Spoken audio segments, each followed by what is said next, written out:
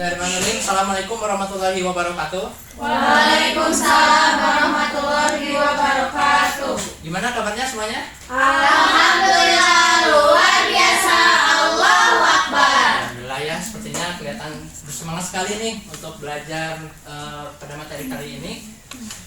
Sebelumnya ada yang hadir gak? Ada yang gak hadir gak? Banyak Pak. Siapa Banyak aja? Pak, ada Mia, Tri, sama Muti itu lagi di. Dispen. Waduh, ada yang dispen. Iya Pak. Siapa yang bolos? Ada gak? Rian Pak. Rian Pak sama Fajar Aduh. bolos. Bolos mulu ya. Ini tolong di follow up lagi ya buat teman-temannya biar gak bolos mulu. Diajak lagi ya supaya hadir. Gitu. Oke, sebelum mulai pembelajaran, barangkali di bawahnya, di kiri kanan atas bawahnya ada sampah. Boleh dipungut dulu ya, dibuang. Sudah Pak. Sudah Pak. Baik, silakan untuk berbuat terlebih dahulu, dipimpin sama Luna. Baik, sebelum mulai pembelajaran, alangkah baiknya kita berdoa terlebih dahulu. Berdoa di dalam hati dimulai. Berdoa selesai. Baik, terima kasih kepada Luna. Semoga dengan doa tadi membawa keberkahan bagi pembelajaran kita kali ini. Amin. Oke, Bapak sekarang mau SDK dulu ya. Perhatikan Bapak. Ingat, lakukan apa yang Bapak ucapkan. Siap. Siap? Siap. Jangan apa yang Bapak pegang, ya. Bukan apa yang Bapak pegang. Sedangkan apa yang Bapak ucapkan, bukan apa yang Bapak pegang. Oke. Ya. Ya Pak. Pegang hidung. Hidung. Hidung. Hidung. Ini hidung. Iya, lakukan apa yang Bapak ucapkan, ya. Ingat, Oke, siap. ingat. Berarti jangan lihat. Pegang telinga. Hah? Enggak. Kamu sambil lihat bapaknya dong. Sambil lihat Bapak, ya. Ya. Oke. Jangan jinak mata. Pegang mulut. Mulut. Undang-undang. Ayo, masih pada fokus gak? Fokus dong. Oke, pegang mata. Hah? Pegang Gak apa-apa. pegang alis. Alis. Aduh. Oke, bagus. Masih pada fokus ya. Tepuk tangan dulu untuk kita semua. Oke, sekarang mau belajar apa kita hari ini? Konfigurasi elektron. Konfigurasi elektron ya. Tuh.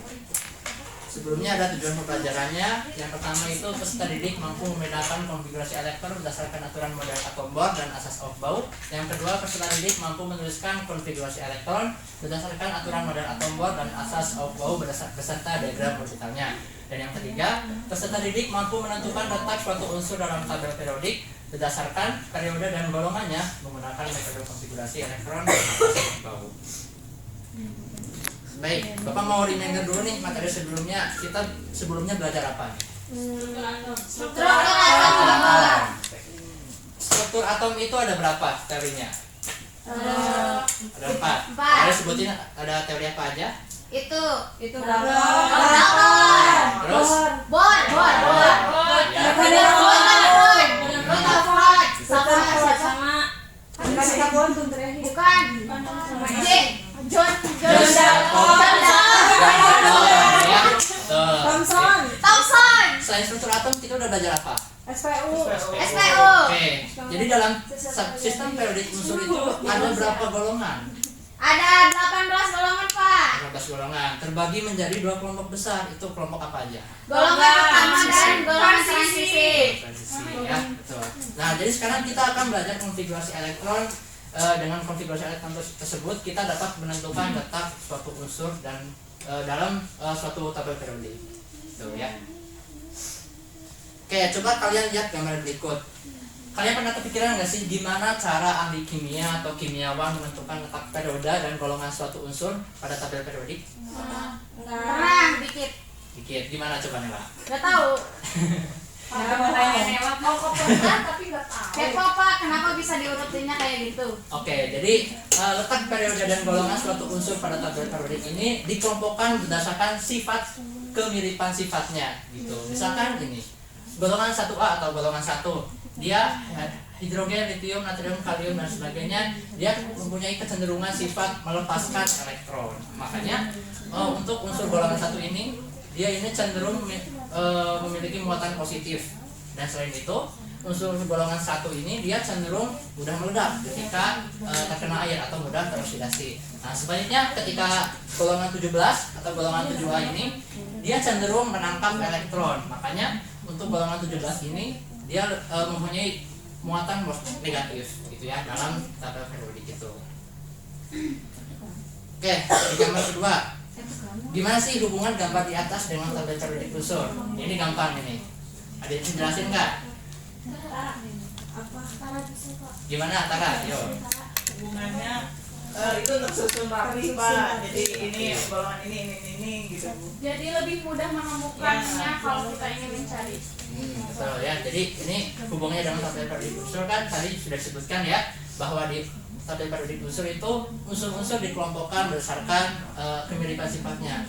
Pun pula dengan barang-barang yang ada di supermarket ini. Kita bisa lihat ya di sini ada misalkan sarden ABC dengan sarden ABC, sarden Nestle dengan sarden Nestle dan sebagainya gitu ya.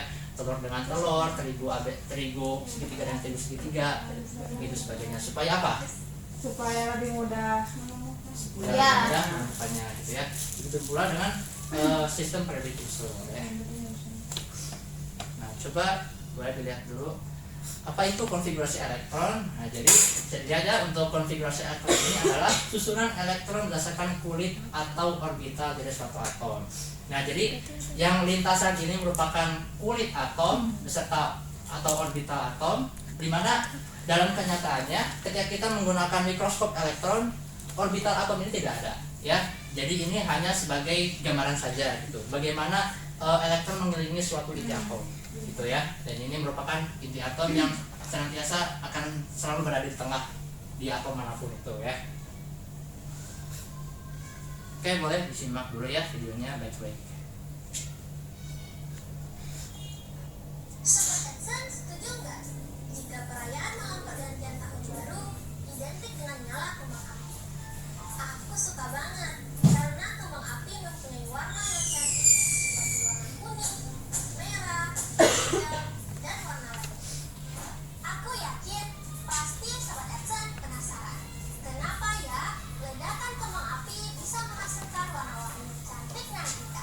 Kalian mau tahu kan warna-warni tersebut berasal dari mana? Yuk simak penjelasanku berikut ini. Kembang api mempunyai 5 komponen utama, yaitu binder, regulator, oksidator, bubuk mesiu, dan garam logam. Ayo ikut denganku dan aku akan bongkar rahasia di balik kembang api. 1. Binder. Binder adalah senyawa kimia yang digunakan sebagai pengikat seluruh komponen kembang api dalam bentuk pasta. Contohnya listrik. 2. Regulator. Logam digunakan sebagai regulator untuk mengatur laju reaksi sehingga kembang api meledak lebih cepat. 3. Oksidator. Oksidator digunakan untuk menghasilkan oksigen yang dibutuhkan untuk proses pembakaran. Contohnya tinta dan perklor. 4. Campuran bubuk mesiu. Bubuk mesiu atau bubuk hitam terbuat dari campuran arang karbon, sulfur, dan kalium nitrat. Saat bubuk mesiu terbakar, ledakan akan dihasilkan dengan cepat. 5. Garam logam. Garam logam berperan menghasilkan warna-warni pada kembang api. Contoh, strontium karbonat yang menghasilkan warna merah, natrium nitrat yang menghasilkan warna kuning, dan barium nitrat yang menghasilkan warna hitam. Oke, aku akan lanjutkan bagaimana warna ini dapat dihasilkan dari sisi kimia. Jadi, saat garam logam terbakar, elektron dalam logam akan mengalami eksitasi ke tingkat energi yang lebih tinggi, atau dikenal dengan proses absorpsi. Keadaan ini sangat tidak stabil, sehingga elektron Nah, bola ini diibaratkan sebagai sebuah atom ya. secara cepat dan menghasilkan warna cahaya. Proses ini disebut proses emisi. Setiap logam memancarkan warna yang khas karena setiap logam memiliki energi emisi yang berbeda-beda. Aku akan tunjukkan logam yang sering digunakan untuk menghasilkan warna yang cantik. 1. Merah, strontium. 2. Orange, kalsium. 3. Kuning, natrium.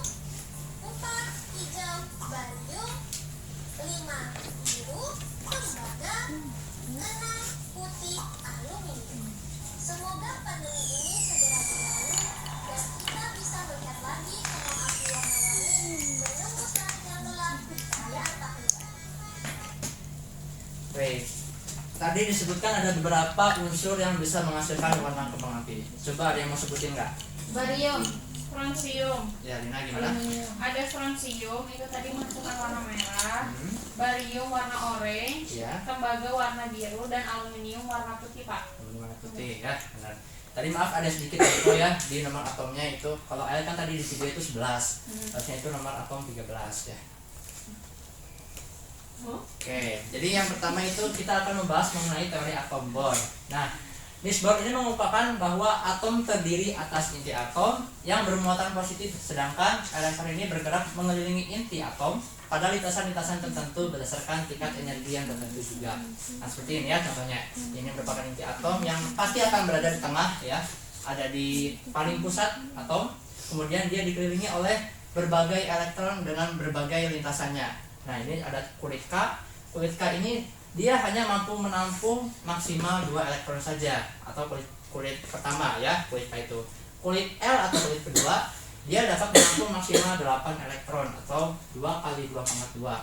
Kemudian kalau kulit M atau kulit ketiga dia dapat menampung maksimal 18 elektron, dan kulit N ini dia dapat menampung maksimal 32 elektron. Ya, jadi sebenarnya ada juga namanya kulit O. Kulit O ini kulit kelima ya, di luar kulit N ini, dia kulit paling luar, dia dapat menampung 50 elektron. Tapi untuk unsur-unsur yang ada di tabel periodik itu jarang yang bisa sampai ke kulit O itu. Siapa tadi yang buka HP? Oh, disuruh yang baik ya, awas. Awas sekali lagi nanti dirampas HP-nya. Oke. Ini ada contoh soalnya ya. Tentukan konfigurasi elektron dari unsur berikut menggunakan teori Bohr. Yang pertama itu Na. Gimana konfigurasinya? 1 Terus 2 2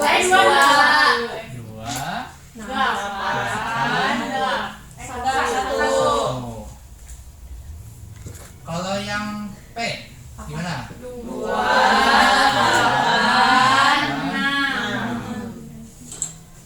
Coba kalau ini Bapak mau satu orang maju.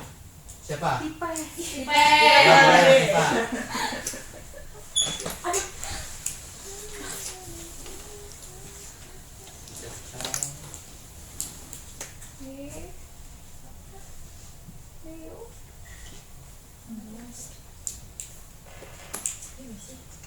Coba hitung lagi.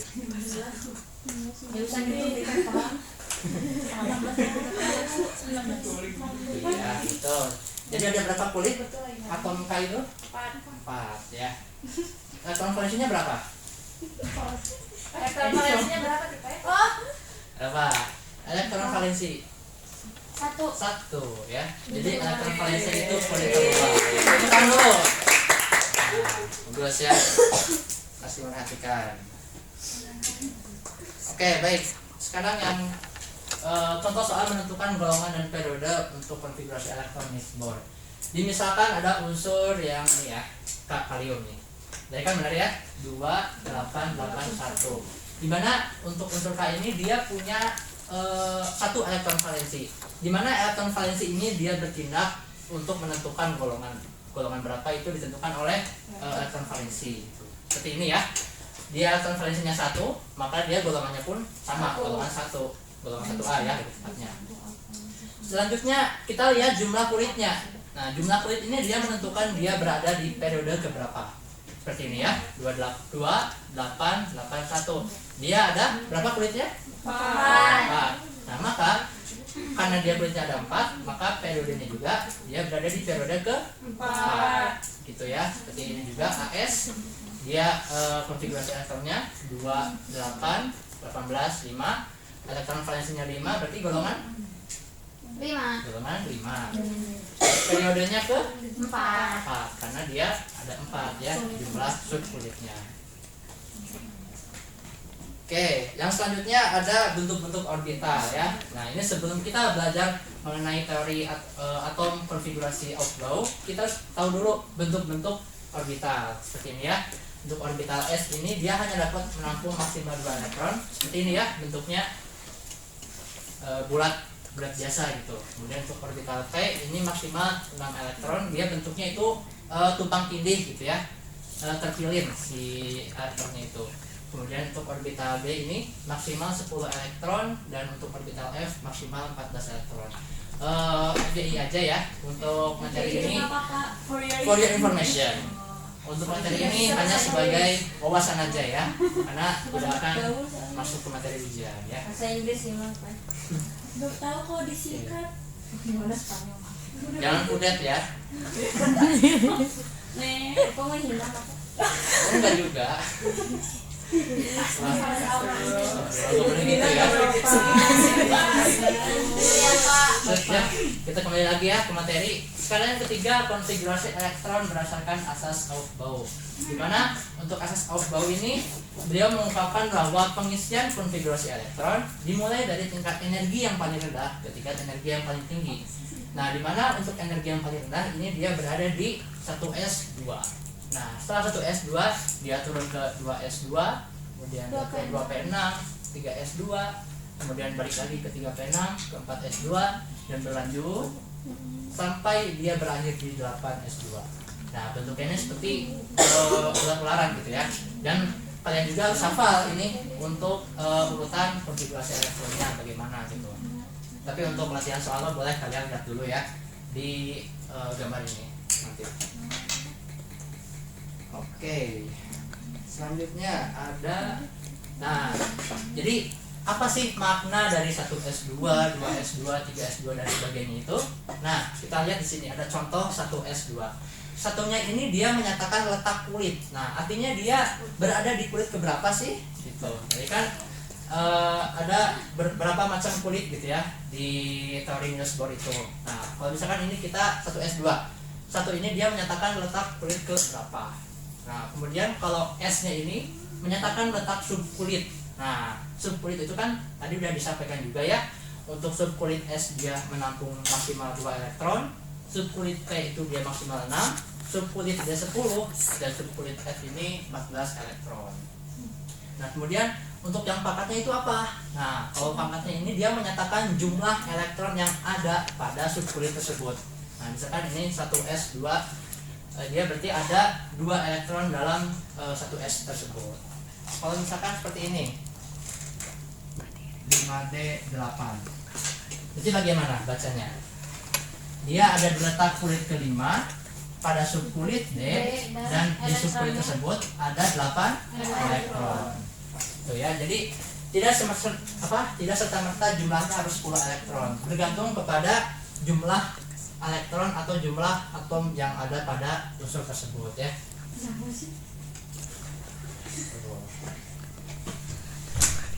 Nah, kalau unsurnya bermuatan itu bagaimana? Nah, misalkan ini ada unsur Mg. Mg itu dia punya nomor atom 12.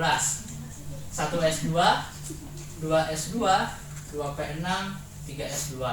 Nah, itu tadi ya mengacu kepada urutan yang tadi. Nah, 3s2. Kita lihat bahwa Mg ini merupakan atom netral dengan nomor atom 12 dan jumlah elektron 12. Nah, gitu ya. Jadi kalau netral itu jumlah elektronnya itu akan senantiasa sama dengan nomor atom. Kalau atomnya bermuatan positif seperti ini, Mg12, 1s2, 2s2, 2p6. Nah, ketika bermuatan positif, maka jumlah elektronnya juga akan berkurang. 12 kurangi 2 sama dengan 10. Nah, ini ya catatannya, jumlah elektron sama dengan nomor atom dikurangi jumlah muatannya. Misalkan, kenapa telat Rian? Aduh, sibuk banget ya kayaknya.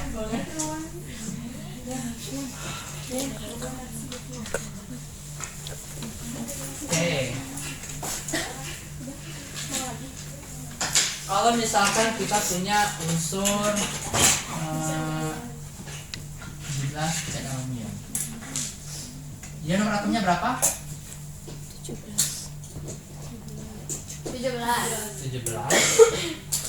Jumlah elektronnya berapa? 1. Nah, jumlah elektronnya ini bisa kita tentukan ya. 17 dikurangi jumlah muatannya. karena dia muatannya -1, maka menjadi 17 tambah 1 maka 18 gitu ya. Jadi intinya kalau dia bermuatan positif, dia akan mengurangi jumlah elektron, dan jika bermuatan negatif, dia akan menambah jumlah elektron yang ada. Tuh. Oke. Next. Nah, coba tentukan konfigurasi elektron dari unsur-unsur ini menggunakan atlas Bau.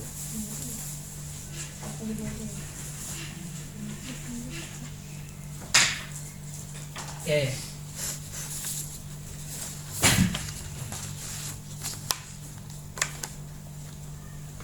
Yang pertama itu unsur Al dengan nomor atom 13. Ini atom netral atau bukan? Netral. Bagaimana konfigurasinya? 1s2, 2s2,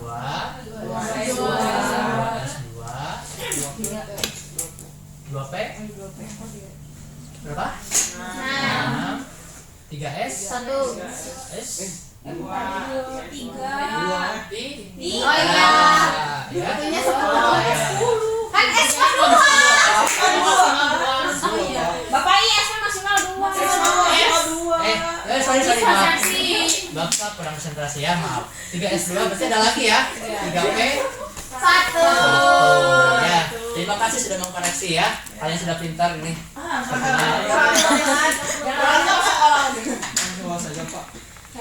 Oke, baik. Selanjutnya Ca2+. Nah, ini kan elektronnya 20. Berarti jumlah elektronnya berapa? Karena dia bermuatan. 18. Oke, berarti gimana?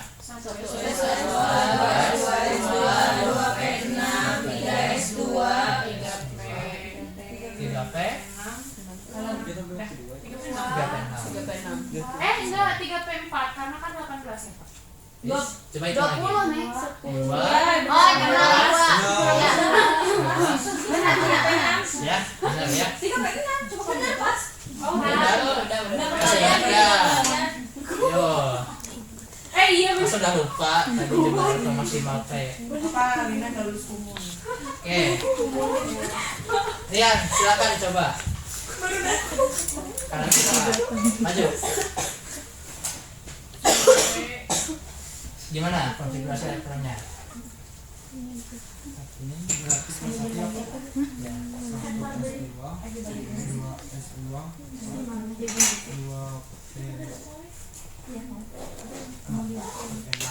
Berarti dia jumlah elektronnya berapa? 10. Tuh ya. Tepuk tangan untuk Rian. Oke, sepertinya sudah lumayan pada paham ya mengenai materi ini. Ya, yang terakhir. Ngapa? Gampang. Tadi Bapak bisa. Warna ya, Wak. Oh iya. Yang terakhir adalah mengenai diagram orbital, di mana untuk aturannya sendiri itu ada 3 ya. Yang pertama ini dia berdasarkan prinsip of Bau, di mana pengisian elektron ini dimulai dari tingkat terendah menuju tingkat energi yang lebih tinggi. Seperti yang sudah tadi kita tulis ya, untuk konfigurasi elektron di samping, dia dimulai dari tingkat energi yang paling rendah. Tingkat energi yang paling rendah itu apa? Di sini. S ya, 1s2 ya. Paling rendah. Kalau paling tinggi tadi berapa? 8 S2. Berapa? 8s ya, betul. Iya. Ya, tadi ya. Kamu lupa. Lupa nih. Tuh ya, 8s2 ini paling terakhir. Oh iya. Lanjut. Hukum Pak. Aduh, Fajar, dari mana kamu Fajar? Maaf Pak, tadi di jalan. Baru terbit. Nah. Baik, kita lanjut kembali ya. Untuk aturan yang kedua ini ada aturan Hahn, di mana elektron yang mengisi subkulit dengan jumlah orbital lebih dari 1 akan tersebar pada orbital yang memiliki kesamaan energi dengan arah putaran spin yang sama. Dan yang ketiga ada larangan Pauli, di mana setiap orbital ini maksimal hanya dapat terisi 2 elektron dengan spin yang berlawanan. Nah, biar ke gambar, bisa kita lihat ya contoh soalnya. Nah, seperti ini ya, ada unsur nitrogen. Unsur nitrogen ini berapa elektronnya? 7 ya, benar 7.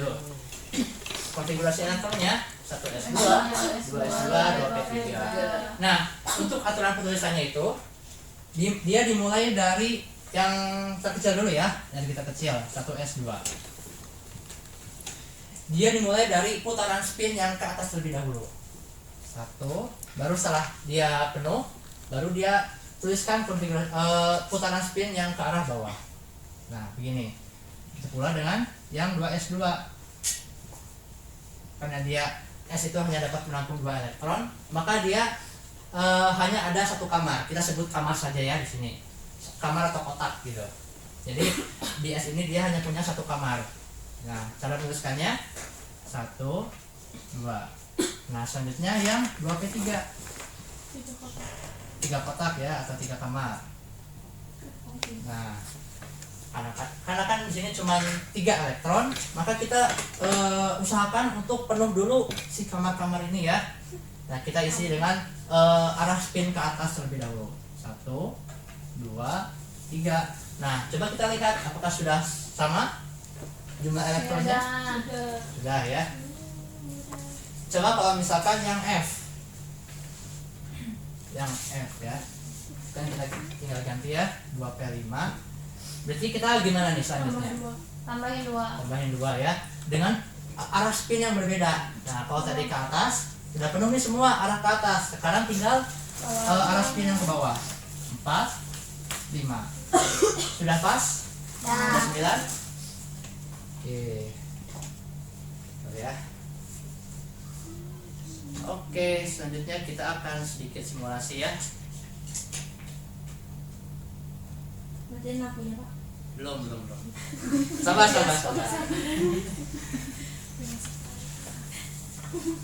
Oke, ini ya. Kita buat atom, misalkan ini. Nah, kita lihat di sini ya, ada atom karbon. Atom karbon ini dia punya 6 proton, 6 neutron dan 6 elektron ya. Kita lihat ya. Nah, 6 elektron, 6 neutron dan 6 proton ini kondisinya stabil. Kenapa? Karena dia sama banyak ya. Coba kalau misalkan kita buang 1 protonnya, masih stabil, tapi dia berubah unsurnya menjadi boron, begitu ya. Jadi suatu unsur itu ditentukan dari elektronnya ya, elektron dan protonnya gitu. Gimana? Nah, seperti ini. Kalau dia itu boron, berarti dia bermuatan -1 ya, B- gitu. Coba kalau kita buang lagi 1 si protonnya. Nah, maka dia tidak akan stabil karena dia kelebihan neutron gitu. Seharusnya proton dan neutron ini dia tidak berbeda jauh ya. Kayak tadi misalkan perbedaannya hanya 1. Kalau bedanya cuma 1, dia kemungkinan masih stabil. Nah, kalau ini dia bedanya ada 2 proton dan neutronnya ini, maka dia tidak akan stabil dan unsurnya juga akan berubah menjadi unsur berium. Coba kalau kita kurangin lagi si neutronnya, nah dia akan stabil ya, stabil, tapi tetap muatannya negatif karena dia terlalu banyak elektronnya. Kalau kita mau buang supaya dia muatannya netral, kita tinggal buang elektronnya 1, 2, nah dapatlah berium netral ya. Oke, coba ini kita buang lagi. Nah, dapatlah unsur litium dengan jumlah protonnya 3, neutronnya 3 dan elektronnya itu ada 3 ya. Jadi ingat ya, orbit ini hanya merepresentasikan lintasan dari suatu atom dalam mengelilingi suatu inti atom ya, bukan keadaan yang sebenarnya gitu. Oke. Selanjutnya coba kalau misalkan kita tambahkan lagi ya. Nah dia gini ya, misalkan kalau kita buang semua elektronnya. Tuh, kalau misalkan kita buang elektron dari tengah, maka elektron yang ada di kulit luar akan maju. Nah, otomatis gitu ya. Jadi ini sudah sesuai dengan konfigurasi elektron yang tadi Niels Bohr itu ya. Dimana kulit yang paling dalam ini atau kulit pertama ini hanya dapat menampung berapa elektron? 2 ya. Sebentar ya.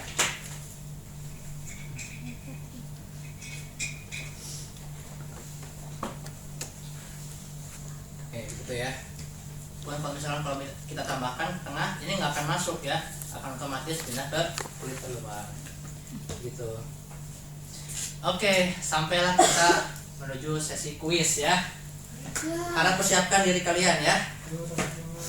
Kita semangat dapat hadiah nih. Dapat hadiah. Kok banyak, Pak? Ini soalnya ada 12 soal ya. Allahu Akbar. Banyak banget. Ya. Bapak Tapi jangan. tenang, ini soalnya PG ya. Aturannya ini kuis Kok 2 menggunakan orang, Pak? sistem poin. Di mana jawaban benar mendapat 2 poin. Tidak menjawab 0 poin dan jawaban salah minus 1. Ya, jadi hati-hati dalam menjawab soal. Tapi kan nilai kuis sudah membangun nilai hadiah. Tadi mah Ya. udah ini apa? Tidak mempengaruhi hadiah. Tapi kalian kalau mau hadiah boleh jawab yang benar. Aku bisa beli sendiri. Aku nggak mau pintar, Pak. Ya udah. Ya, bagus gitu ya. Ambil hikmahnya ya.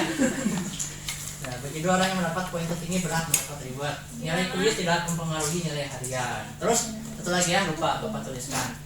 Sistemnya ini siapa cepat dia dapat. Jadi nanti akan Bapak bacakan soal yang di sini. Langsung kalian jawab ya. Yang udah bisa jawab langsung acungkan tangannya. Nanti akan Bapak pilih siapa yang paling cepat. Tidak cermata. Ya, betul. Kelompok Bapak Kayak di TPA. kami PPA. Oke, siap? Siap. Mana suaranya? Siap semuanya? Masih semangat ya? Aduh, ini. Oke. Semangat dong. Pendidikan gimana? Oke. Oh iya. Pendidikan itu. Oke, kita akan mulai kuis ya. Ini kalian masih pada tahu ya. Si Mela biasanya sih. Siap untuk soal nomor pertama. Ini dapat hadiahnya per soal. Ya, silakan yo. Yang bisa. Apa? Tuliskan. Ya, Muti, silakan. Berapa? Aku A. Dulu ya. Aku Pak. Aku tahu. Dari Muti, jawabannya apa? A. Aku. Yakin? Ya. Hanya satu orang. Ingat, satu orang satu gerak-gerak kayak di pemilu ya. Oke. Kedua. Cuma 2. Jawaban benar mendapat 2 poin. Jadi $1.000. Oke, sudah siap? Aku kirain ini banyak. Oke. Ingat tadi peraturan keempat, uang yang didapat tidak dapat dicairkan. Oke, pertanyaan kedua. Simak baik-baik. Oke. Bapak call a friend. Ayo. Ya, apa call a friend? Komputer buka, komputer. Ya, oke, Rina. Call a friend. Jawabannya apa? 5, 4, B. 3. B. Kunci jawabannya ya. Gila. 3. Ya, B. Oke. C Pak. C. Tar dulu. Hah? Aku.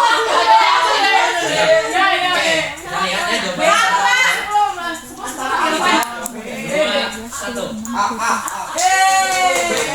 Nah, ya. Ini sudah Ayo, dapat Muti. 2 poin. Ayo, Rina dan Muti ini saling bersaing. Oke. Maju ke pertanyaan ketiga.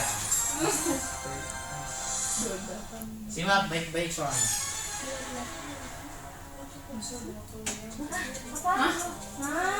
Aku Pak. Ya, Tara berapa? Kunci ya. Kunci jawabannya kita lihat. B. Ya. Dua, 8, 2. Betul kan? Misalnya 18 kan sebelumnya. Iya. Iya, tahu. Itu karena biar stabil pokoknya. Biar stabil ya. Seperti itu ada aturannya ya. Oke, kita next ke pertanyaan keempat.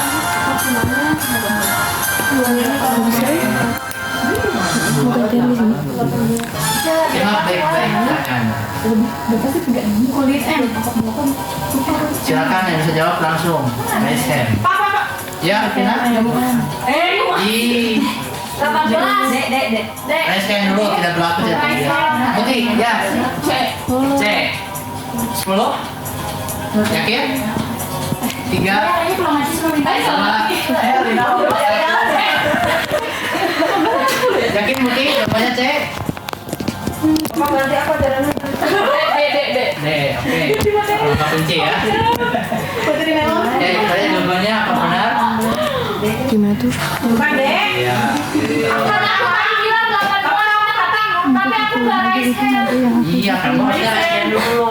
Ya, Ini siapa? iya. Kalau ada poin berarti minus 1. Iya. Oke, kita menuju ke pertanyaan kelima. Ingat cuma ada 12 soal ya. Tenang aja nggak akan semua. Kebanyakan kakak. Soal apa, Gas? Satu lagi ya Pak. Satu lagi aja Pak. Oh, kenyang. Ya, silakan. 10 soal aja deh. Aku Pak. Ya, Lina. 4. Yakin? Kayaknya. Ya Pak. Aku 6 deh. Oke. Linda 6 ya. Oke. 6. Kalian jawabannya berapa? Oke. Benar. Betul soal Lina.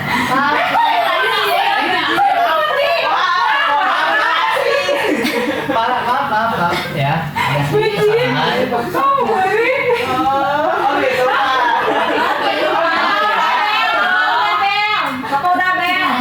Belum. Oke, nomor 6. Udah jam 11. Udah waktunya habis. Nanti sih nengok kasihan. Berapa? Aku belum makan. Oke. Sekarang soal terakhir. Gimana?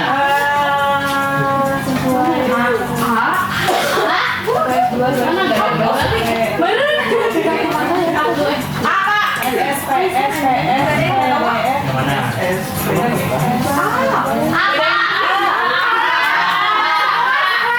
Setelah jawab A.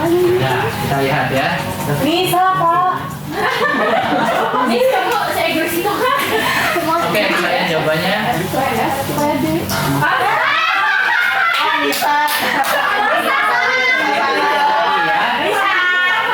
Bisa minus 1. Nah, 4P dari 3F. kok nggak SP? Oh Tapi iya. 3 emang 3F. F-nya nanti. Masih nanti ya, belum. Oh iya. Mau udah tuh lanjut. Udah. Oke. Udah Pak. Udah kelihatan ya pemenangnya. Boleh maju Mutia Lina. Wah, semua persaingan antara dua. Iya. Cing dapat naon namanya duitnya. Tadi kan Uang monopoli. uang dari dasar dicairkan. Belakang. Dicairkan dalam banget. Sama kan? Alhamdulillah. Dibagi berapa ini? Terus Lagi. lagi Ini Bapak boykot ya. Oh iya. Maaf. Maaf. Lupa itu. Maaf Pak. Oke. Coba sekarang kalian bagi kelompok dulu ya. Jadi dua kelompok. Kok acak? Ini ayah kayaknya gini. Ya. Silakan. Kayak kelihatan dulu.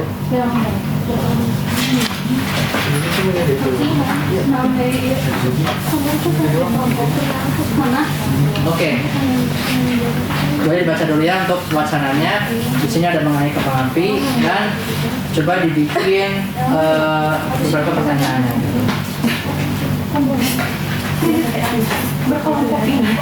Aku kemana? Boleh.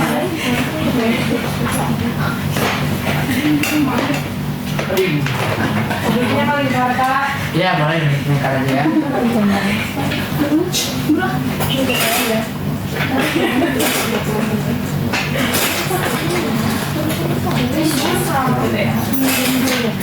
Udah, Pak.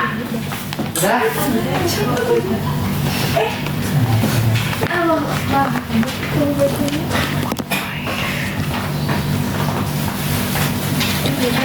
Oke, boleh dijawab ya setiap soal yang ada.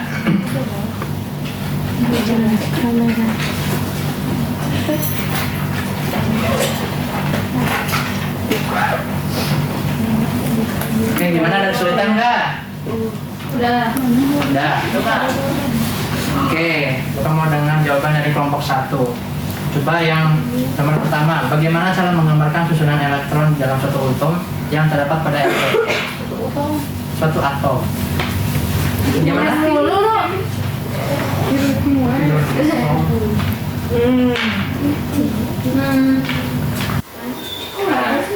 Atau kalau misalkan masih bingung, boleh deh yang D dulu deh. yang konfigurasi elektron yang unsur Mn, Cu dan Ca. Pak, udah Pak. Ya, mulai di sini, di tengah. Sebutin aja. CO yang MN tadi ya kan? Ya. Yang MN 2887, yang CO 28181, yang CA 2882. Itu teori apa? Bohr. Teori Bohr. Kalau yang Aufbau? Heidelberg. Yang MN 4S1 3D5, AR dulu. AR 4S1 3D5, yang CO AR AS2. Oh AS2, 4S2 3D9. Yang CA AR 4S2. Oke, sip. Yang Cu? Ca? Iya, tadi udah. Oh, udah? Oh ya, oke. Sip. Oke, kelompok 1. Sebutkan kelebihan dan kekurangan antara teori atom Bohr dengan asas Aufbau. Gimana? Kelebihan teori atom Bohr itu dapat menjelaskan dengan baik struktur dan tingkat energi elektron dalam atom hidrogen. Terus kelebihan keduanya mampu memprediksi dengan akurat spektrum garis yang dihasilkan oleh atom hidrogen. Yang ketiga memberikan gambaran kualitatif yang jelas mengenai perbedaan elektron antara tingkat energi dalam atom. Oke, boleh. Kalau kekurangannya? Kekurangannya hanya berlaku untuk atom hidrogen atau atom-atom yang memiliki satu elektron. Kemudian tidak dapat menjelaskan struktur atom yang lebih kompleks dengan banyak elektron. Tidak dapat menjelaskan interaksi elektron-elektron dalam atom. Kemudian untuk kelebihan asas Aufbau, Satu aja deh. Apa? satu aja. Ya. Dapat menjelaskan konfigurasi elektron untuk semua jenis atom, baik atom sederhana maupun kompleks. Kekurangannya? Satu Kekurangannya aja. tidak dapat menjelaskan struktur garis atom secara rinci. Oke, bagus ya.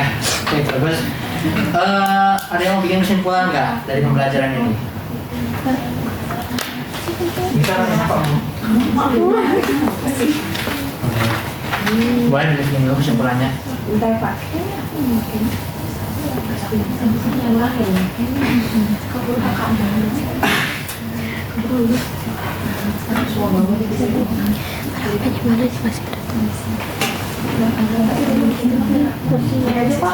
Boleh, berarti gimana?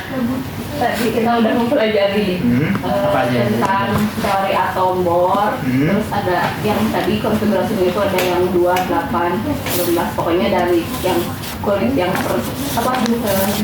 yang pertama itu maksimal 2 elektron, kemudian 8 dan seterusnya.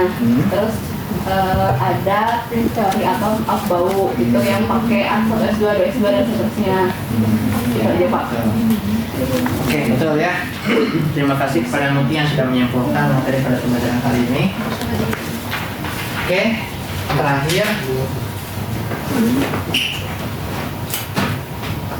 terakhir Bapak akan mengasihkan oleh-oleh ya. Ini ada ini bukan tulis ya, tapi PR. Jadi boleh di-scan dulu filenya, di-scan. Nanti dikumpulkan di link berikut ya. Boleh diketik aja atau di-scan, boleh silakan. Jadi soalnya itu ada di dalam kuis. Oke, sebelum kita mengakhiri teman-teman kali ini, ada yang menanyakan dulu gak? Cukup, udah Pak. Udah paham semua? Oke. Jangan lupa ya, nanti setelah materi ini minggu depan kita akan membahas mengenai model atom mekanika kuantum. Boleh dipelajari terlebih dahulu ya. Nanti akan Bapak berikan bahan ajarnya ya. Selanjutnya. Oke, sebelum itu akan Bapak kasih pantun ya. Aseton metanol bahan mudah terbakar. Formalin beracun, cepat cuci tangan. Jangan menyerah untuk belajar. Kelak sukses menunggu di masa depan. Sekian dari Bapak. Mohon maaf bila masih terdapat kesalahan. Wassalamualaikum warahmatullahi wabarakatuh. Waalaikumsalam.